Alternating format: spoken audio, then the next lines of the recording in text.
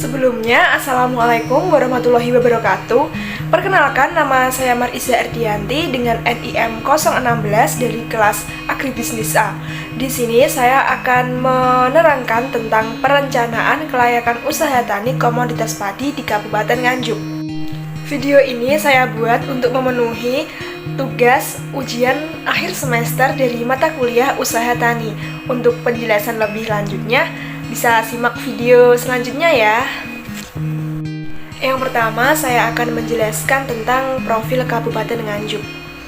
Kabupaten Nganjuk ini terletak 111 derajat 5 menit sampai dengan 112 derajat 13 menit bujur timur dan 7 derajat 20 menit sampai dengan 7 derajat 59 menit lintang selatan.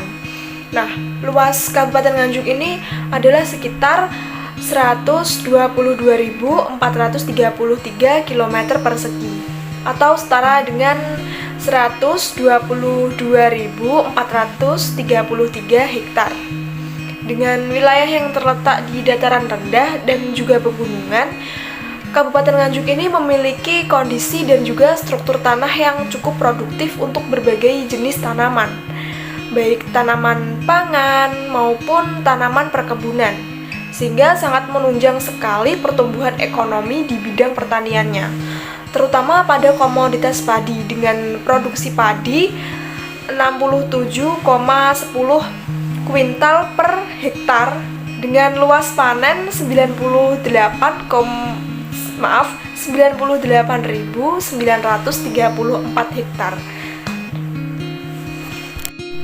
Dalam melakukan perencanaan kelayakan usaha tani komoditas padi ini, saya mewawancarai salah satu warga yang ada di Kabupaten Nganjuk yang bernama Bapak Marioto dengan umur 52 tahun, pekerjaan sebagai petani. Alamat lengkapnya berada di Desa Senjayan, Kecamatan Gondang, Kabupaten Nganjuk, Provinsi Jawa Timur. Nah, dalam perencanaan kelayakan usaha tani ini, yang pertama kita membahas tentang aspek non-finansial, di mana komoditas padi di Kabupaten Nganjuk ini memiliki luas lahan 1.400 meter persegi. Untuk status kepemilikannya, ini punya Bapak Marioto adalah milik sendiri atau kebun sendiri. Masa tanam padi di Kabupaten Nganjuk ini seperti yang lainnya juga, yaitu 4 bulan. Dan perawatan dan pemeliharaan ini yang pertama dipupuk, yang kedua penyemprotan, yang ketiga dengan cara penyiangan. Lalu ada aspek finansial. Yang pertama adalah kita membahas tentang biaya variabel, di mana ini terdapat kebutuhan-kebutuhan yang harus ada dalam perencanaan kelayakan usaha tani padi di Kabupaten Nganjuk. Yang pertama, kebutuhannya adalah benih, di mana satuannya adalah membutuhkan 10 kg. Biayanya 42.000. Lalu ada pupuk urea. Pupuk urea ini satuannya membutuhkan 25 kg dengan biaya 312.000. Lalu yang ketiga ada pupuk ZA. Pupuk ZA ini sama seperti pupuk urea juga, di mana satuannya adalah 25 kg dengan biayanya 350.000. Lalu pupuk Ponska. Pupuk Ponska ini juga sama seperti pupuk urea dan juga ZA, di mana satuannya adalah 25 kg. Membutuhkan biaya 337.000. Lalu untuk pestisidanya ini membutuhkan 2, yaitu pestisida fungi dan insek. Yang fungi ini ada Entrakol dengan satuannya 1/4 kg, biayanya yaitu 50.000. Lalu pestisida insek ini ada Rizotin dengan satuannya adalah 1/2 kg dengan membutuhkan biaya 54.000. Lalu ini di total semua, totalnya ada 1.145.000. Lalu ada kebutuhan yang lainnya, seperti yang pertama adalah persiapan lahan.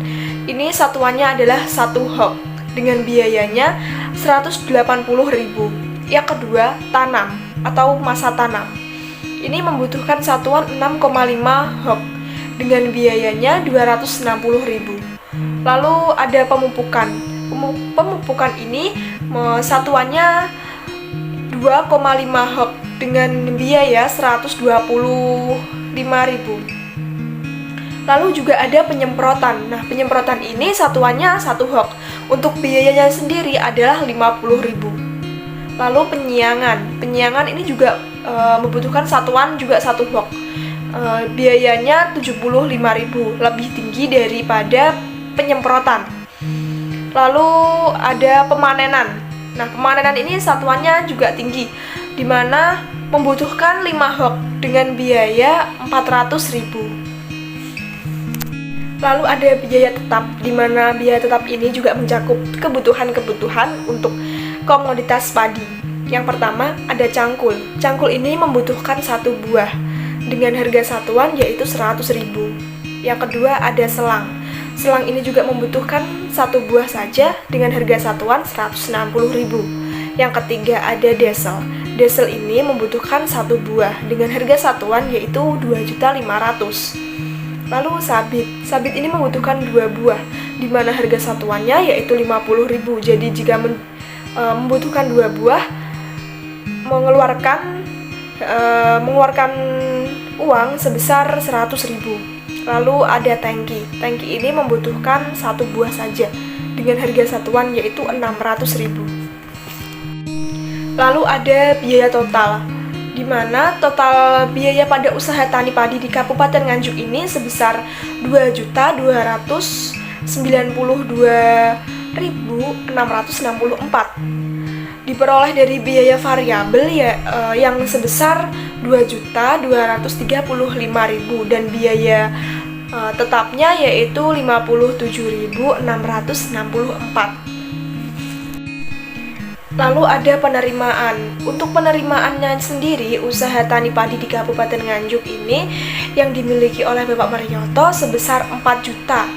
Diperoleh dari hasilnya ini 1.000 kg atau 1 ton, dan juga harga per kilogramnya itu 4.000.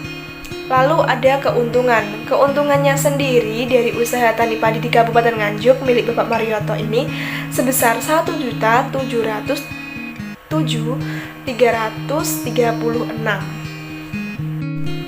Untuk RC rasio sebesar 1,744 dikatakan layak karena RC lebih dari 1. Artinya setiap kenaikan RP1 akan menghasilkan penerimaan sebesar 1,74744. Lalu ada juga BEP penerimaan. Nah, BEP penerimaan pada usaha padi di Kabupaten Nganjuk milik Bapak Marioto ini diperoleh sebesar 32,670 kg. Artinya petani dalam keadaan tidak rugi dan juga tidak untung ketika panen mencapai 32,670 kg. Lalu untuk BEP harganya sendiri pada usaha tani padi milik Bapak Marioto di Kabupaten Nganjuk ini sebesar 130.461. Artinya petani dalam keadaan tidak rugi dan juga tidak untung ketika menerima pendapatan sebesar 130.461. Dan untuk payback period, petani ini akan balik modal dalam waktu 161 hari. Untuk pembiayaannya sendiri dari komoditas padi di Kabupaten Nganjuk, khususnya Bapak Marioto, ini yang pertama modal sendiri sebagai modal utama dalam pengembangan usaha tani padi. Yang kedua yaitu modal dari luar juga. Nah, untuk modal dari luar ini membutuhkan 2, yaitu lembaga formal. Ini Bapak Marioto mengambil dari perbankan BRI. Lalu yang kedua lembaga non formal. Ini Bapak Marioto juga meminjam seperti kayak obat-obatan, benih ini di pedagang yang khusus untuk menampung petani-petani gitu. Dan juga ada juga kelompok tani yang membantu dalam usaha tani padi ini milik Bapak Marioto. Begitu. Nah, saya rasa cukup untuk penjelasan saya kali ini. Kurang lebihnya saya mohon maaf. Wassalamualaikum warahmatullahi wabarakatuh.